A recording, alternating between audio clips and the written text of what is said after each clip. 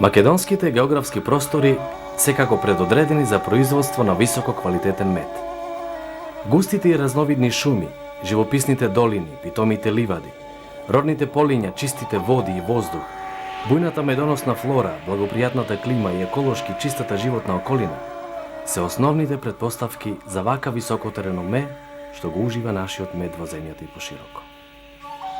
За високите хранливи и лековити својства на овој сладок продукт се знаело уште многу одамна. Него човекот долго време го земал од природата, од дивите пчели, а подоцна со развојот на општеството станува профитабилна стопанска гранка која и денес е актуелна во секојдневното живење на повеќе луѓе. И науката се повеќе покажува интерес за медот, односно пчеларството и воопшто животот на пчелите, чиј свет од поодамна се следи со внимание на љубопитните проучувачи. Посебно нивното семејство, во кое владее апсолутна хармонија, ред и поредок. Во пчелината кошница сите членови се еднакви и секој има конкретни обврски. Само придонесот на поединецот во ваквата средина дозволува одредена хиерархија, на чиј врв се наоѓа матицата, а некаде на дното трутовите. Восхитува тука големата работна дисциплина, чистотата, совршената поделба на трудот, заедничката стратегија и невидената храброст кога треба да се одбрани живеалиштето и она што се наоѓа во него од многобројните непријатели. Овде има многу работа за кои науката не дала целосен одговор. Речиси совршеното извршување на задачите поврзани со мајчинството, градителската умешност, ориентацијата во просторот, меѓусебната комуникација, помнењето на боите, разликувањето на мирисот на цветовите и останатите работи и дава право на пчелата да го носи епитетот најинтелигентно животно. Особено внимание предизвикува пчелината работливост. Педантните статистичари ги забележале за неа и овие податоци. 1 грам нектар ништо не представува за пазарната логика на купувачот. Меѓутоа, за да го собере пчелата тоа количество, треба да слета на околу 125 цветни пупки од црвена детелина, а секоја незина пупка има над 50 мали цветчиња од кои треба да се собере нектарот. Ако сето тоа се помножи, ќе се дојде до една неверојатна бројка од 6,5 до 7.000 посети за да го понесе во кошницата тој толку голем грам мед. Или за да се произведе 1 килограм мед, пчелите во кошницата треба да донесат од 120 до 150.000 пчелини товари нектар, треба да се застане на повеќе од 10 милиони цветови. За оваа пак работа, педантниот математичар пресметал дека пчелите треба да поминат скоро 400.000 километри. Своје место во производството на медот има и човекот. Ако изборот на изворите за нектар го вршат директните производители пчелите, пчеларот е тој кој им помага речиси во текот на целата година како полесно да соберат повеќе мед. Пчеларењето, освен што представува голема љубов кон природата, кон пчелите како едни од најинтересните мали живи суштества, тоа се повеќе станува и профитабилна стопанска гранка. Оттаму и овде науката, стручноста и знаењето се основни претпоставки за што поголема продукција на високо квалитетен мед. Во пчеларникот и надвор од него, за пчеларот постојат многу конкретни задачи. Навистина пчелите се тие кои работат, но неговата задача е да им овозможи да соберат доволно мед за себе и за него. На таков начин, дадената помош што е во функција за зголеменото производство, ќе ги задоволи сите директни или индиректни учесници кои очекуваат повеќе мед. Пчелите, пчеларот и консументите. Со ова не се исполните сите обврски, зашто не е доволно само да се произведе мед, туку и каков квалитет има тој. Се знае дека вистински мед е само оној на кој што пред вадењето од саќето ништо не му е додадено или одземено. Само тој представува чист природен мед. Строгите стандарди за овој пчелин продукт велат дека името мед може да го носи само она што е производ на пчелите. Оваа густа, блага, сирупеста или кристалеста материја има специфичен мирис и вкус со бледо жолта или темно кафејава боја. Се што е пчела не значи дека произведува мед. Таквиот епитет го носат само медоносните пчели, кои ги има во повеќе видови. Кај нас во Македонија најпознати вакви пчели се Apis mellifera L и Apis dorsata fabricius.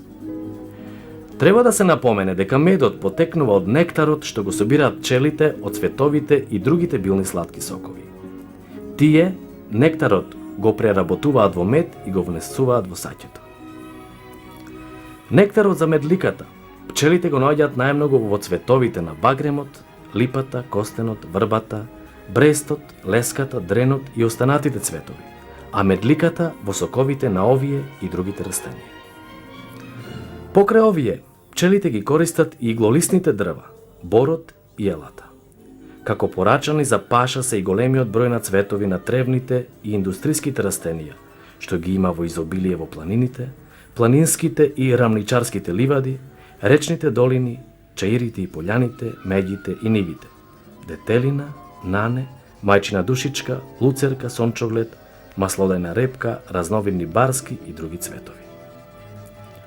Кон оваа изобилна медоносна флора треба да се спомнат и цветовите на овошните дрвја, јаболкницата, крушата, сливата, црешата, праската, кајсијата.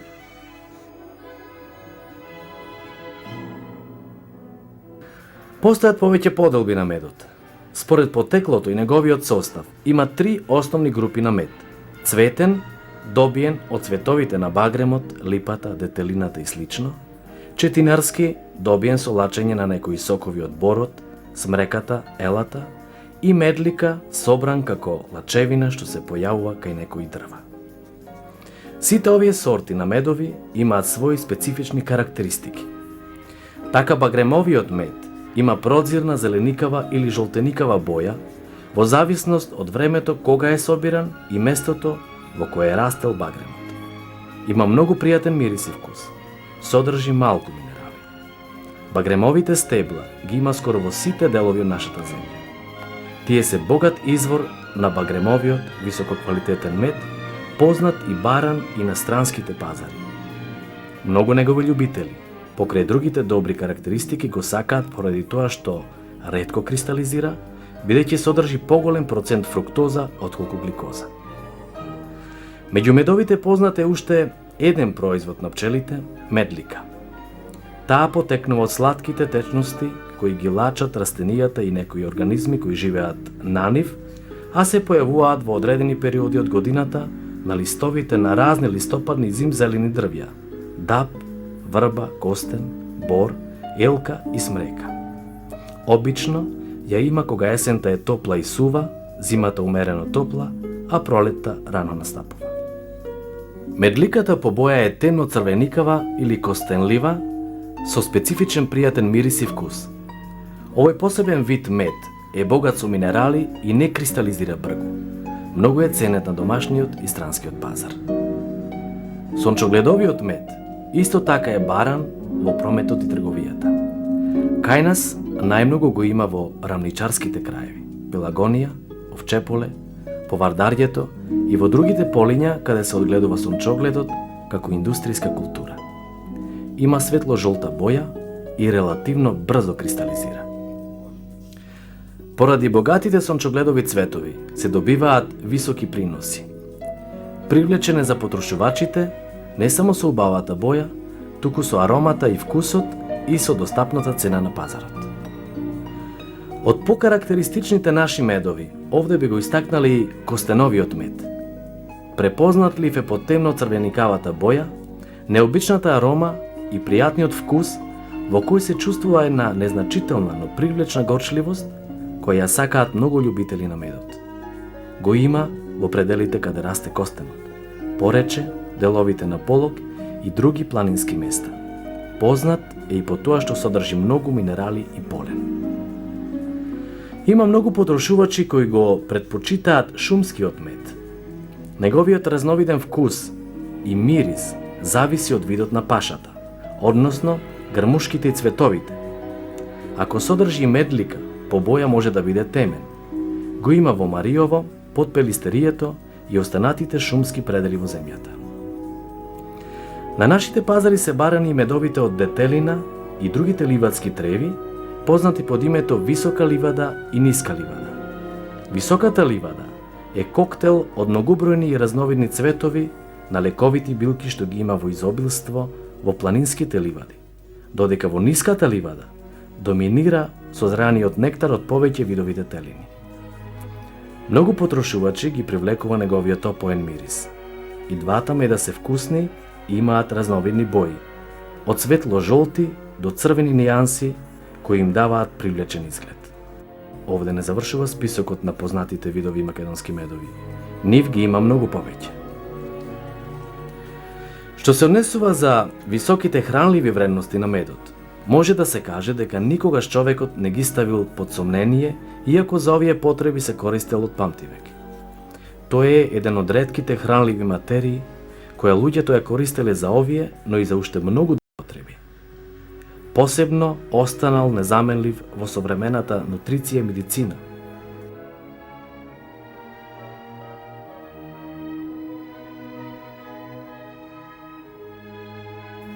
Во библиските текстови и другите стари записи има повеќе искажувања за медот. Така во Библијата на едно место се зборува за пребогатата земја Ханајана, во која течело мед и млеко, а во Давидовите псалми се велича скапоценноста на медот. Постојат и материјални траги, цртежи, апликации и предмети од пред повеќе десетини илјади години во кои се кажува за значењето на пчелите и медот.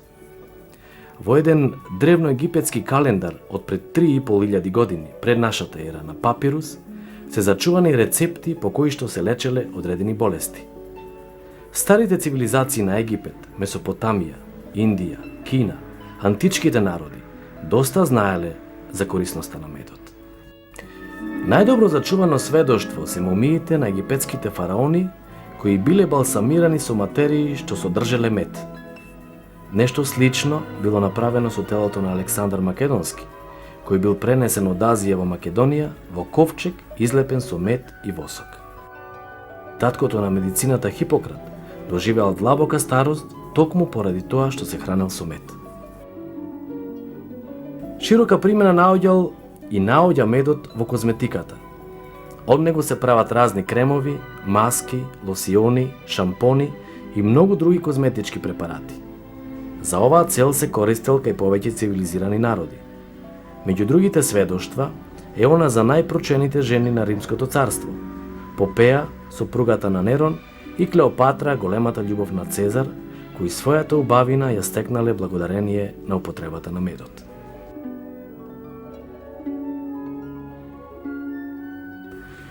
Медот е корисен во организмот бидејќи содржи многу биоактивни материи кои помагаат да се совладаат евентуалните пречки во неговото функционирање.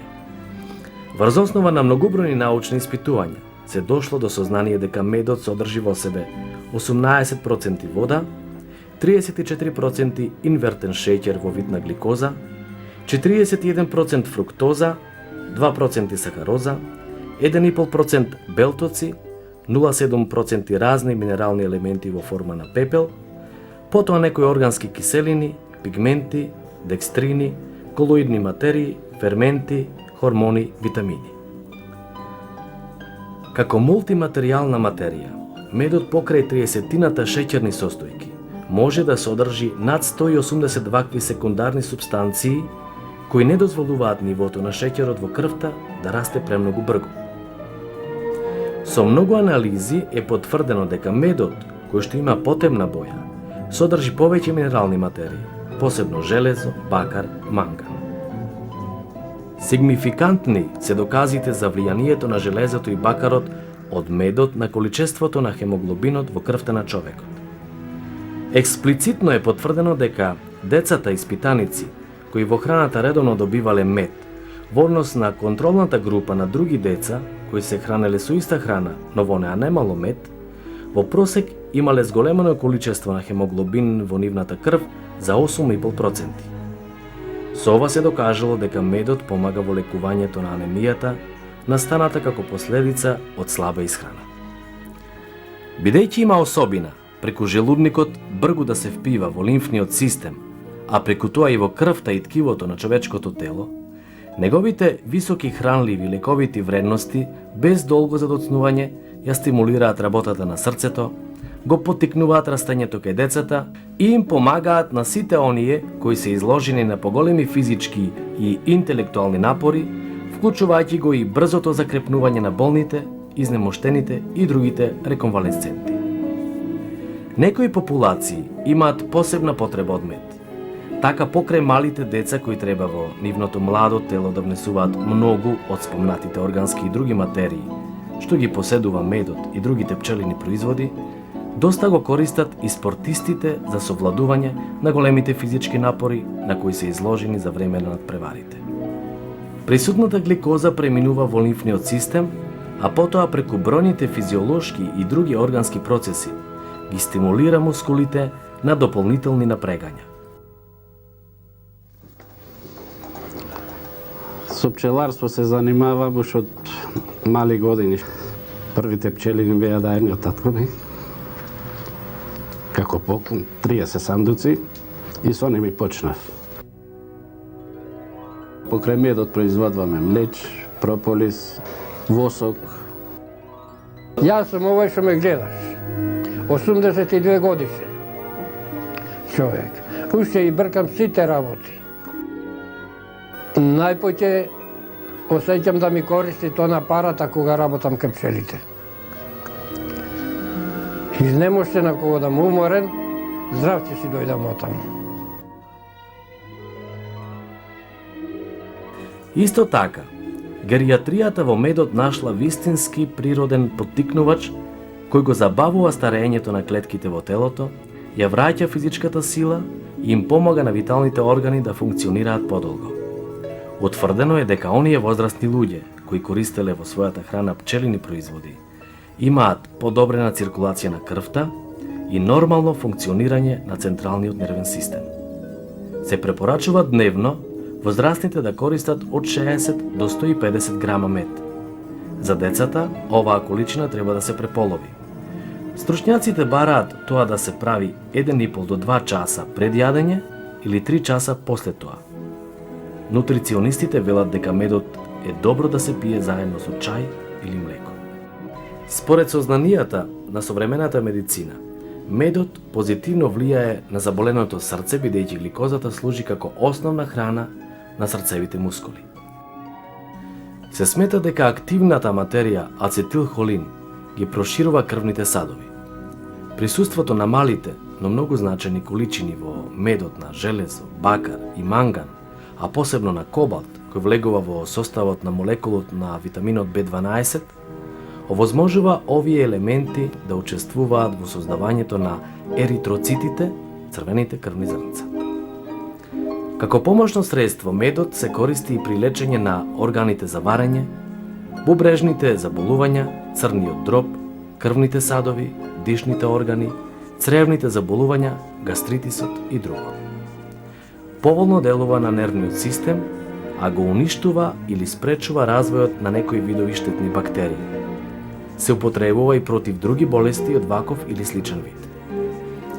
Делотворно влијае и како лек за надворешна употреба на кожни болести, непријатни дразби, јадежи. Потоа служи за плакнење на грлото, лечење на изгоретини, ревматични болести. Поленот, односно цветниот прав, е незаменлив биолошки фактор за опстанок на пчелите. Го собираат пчелите собирачки од цветовите на разни билки, а го користат пчелите хранителки за добивање млеч и за правување кашиста материја со која ги хранат ларвите, матицата и младите трутови. Богат е со разни хранливи и биолошки активни материи кои брзо ги апсорбира организмот. Овој силен биостимулатор ја обновува животната енергија, го регулира метаболизмот, позитивно делува во лечењето на заболувањата на крвотокот, го јакне организмот, влијае на подобрување на видот, апетитот, лечење на простата, чиреви, бубрези, нервниот систем. Матичниот млеч е уште едно речиси универзално лековито средство што го произведуваат младите пчели. Со него тие ги хранат матичните ларви. Уште во античко време Аристотел се интересирал зошто пчелите работнички живеат многу пократко од матицата, која поседува восхитувачка биолошка продукција. Таа само за еден ден може да снесе повеќе од 2000 јајца. Споредено со другиот жив свет, тоа е неверојатна голема физичка способност. Научниците одговорот го нашле токму во млечот, со кој додека трае репродукцијата, пчелите ја хранат матицата. Матичниот млеч со право може да го носи името суперхрана. Тој е неповторлив биостимулатор. Се користи во природна состојба и лиофилизиран и сушен. Се применува при ослабен организам, слаб апетит, малокрвност, психичка депресија, артритис, како и против многу други болести. Кај пчеларите и во нашите аптеки може да се најде уште еден врвен пчелин производ, а тоа е прополисот. Оваа растителна смолеста материја, која се лачи од пупките и кората на некои растенија, ја собираат пчелите и од неа прават високо квалитетен природен антибиотик. Со прополисот пчелите ја мачкаат внатрешноста на кошницата, ги затвораат појавените пукнатини и го стеснуваат својот влезен отвор, особено во есен. Со него се врши мумифицирање на секој штетник што ќе се најде во кошницата, со што се спречува развојот на штетните бактерии.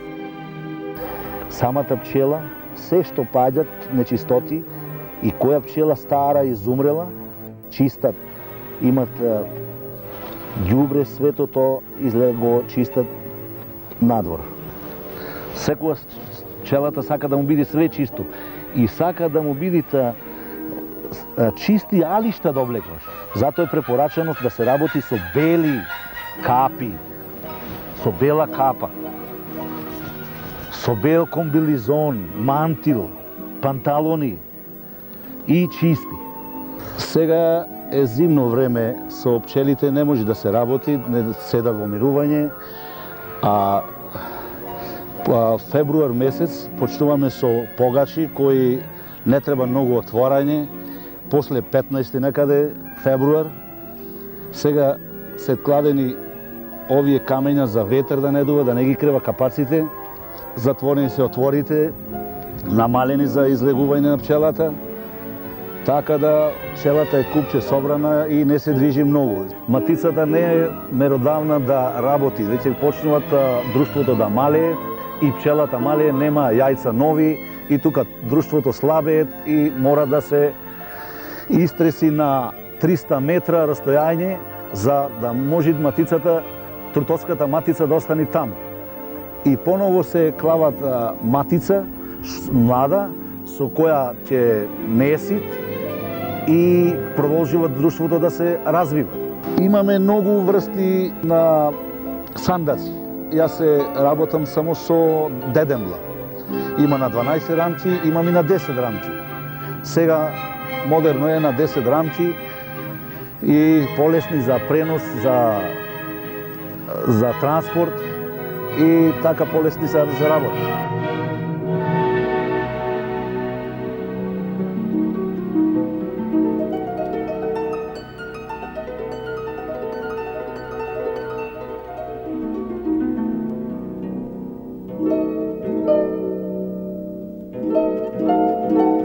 Медот и шеќерот има огромна разлика. Дури некои го нарекуваат дека медот е жива материја, шеќерот е мртва материја. Она што може медот да го направи во никој случај никогаш не може да постигнеме такви ефекти од обичниот шеќер. Потрошувачите треба да знаат дека секој прав мед, секој нормален мед, исправен мед кристализира. Не кристализира само фалсификуван мед. Меѓутоа има разлика во времето на кристализирање, кое зависи од повеќе фактори, значи кристализацијата, зависи најповеќе од културата од кое и еве за пример да кажеме дека од маслена репица кристализира најбрзо за неколку дена до 1 месец, за 20 на дена, од багремот кристализира до 1 до 1,5 година, шумскиот мед, меддиката, познато е, тој е потемен, многу бавно кристализира, како резултат на тоа што содржи поголем процент на декстроза. Треба да се знае дека ако се држи на повисока температура, некаде 30, околу 30 степени, 27 до 32-3 степени не кристализира, престанува да кристализира медо на таа температура и во колку се држи на 10 до 15 степени Целзиусови, тој кристализира за кратко време во зависност од што потекнува, од која култура, значи потекнува. Но она што треба да знае потрошувачот е во нешто друго. Не дека кристализира, тоа не треба да биде недостаток на медо, него како ќе го декристализираме. Овде треба да се добро постапува, бидејќи кажавме ние дека има многу вредни материи, има хормони, има многу други и дури и многу научници велат дека има и неоткриени работи во медо кои се забележува нивното позитивно влијание и дејство, меѓутоа се уште не се знае кои се тие. Дури и такви има и покрај се сите други познати кои се познати материи. Меѓутоа сите тие состојки во медот кои се вредни се губат, се уништуваат ако се медот загрее на повисока температура. Значи, да објасниме, не е проблем што е кристализиран медот и тоа не треба да се избегнува тоа, него декристализацијата треба да биде правилна. Или да се консумира таков како што е кристализиран, или пак да се оди на декристализација на медот по пат на подолго време и не по висока температура од 45 до 48 степени. Понатака, децата треба да го консумират. За децата е многу важен заради тоа што и како енергијска храна, и како антибиотик, но исто така и влијае врз добро окостување на коските, што не е то случај со обичниот шеќер, кој обратно, значи делува на недобар развој на коските, на забите и така натака.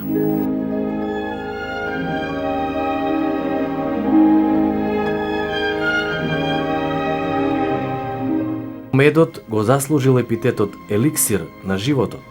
Тоа пред се должи на неговата голема манифестација на антибактериско дејство и тоа како бактериостатичко, бактерицидно и протозоидно.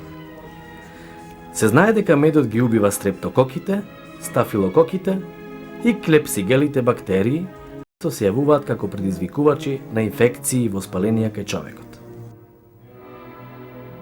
Со спектроскопска анализа докажано е дека мешаниот мед содржи 20 до 25 видови различни минерални елементи, како што се калиум, натриум, калциум, магнезиум, железо, бакар, а во помали количини се јавуваат и волфрам, цинк, иридиум, паладиум. Сите овие макро и микроминерални материи се неопходни за животот и здравјето на човекот.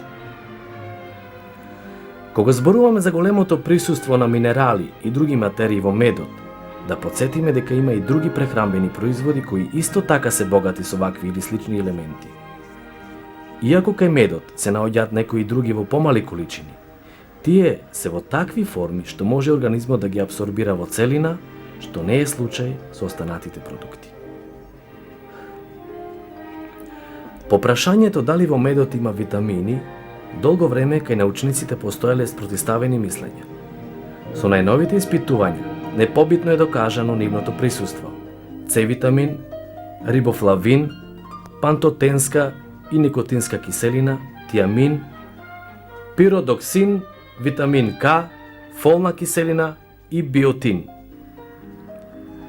Различноста на количините е разбирлива ако се имаат во вид условите во кои растат растенијата и цветовите од кои го собираат пчелите медот. Инаку познато е значењето на витамините за организмот и за биолошките процеси, што се извршуваат со нивна помош во организмот. Тие се незаменливи биокатализатори во метаболизмот на човекот. Тука е одговорот зошто медот, покрај високите хранливи вредности, помага и во лечењето на разни болести. Освен спомнатите состојки, бе го истакнале и присуството во медот на хормоните, белковините, ацетилхолинот, антибиотиците и фитонцидите. Ваквиот квалитетен состав на органски материи му овозможуваат на медот да биде незаменлива храна за секој човек, независно од возраста.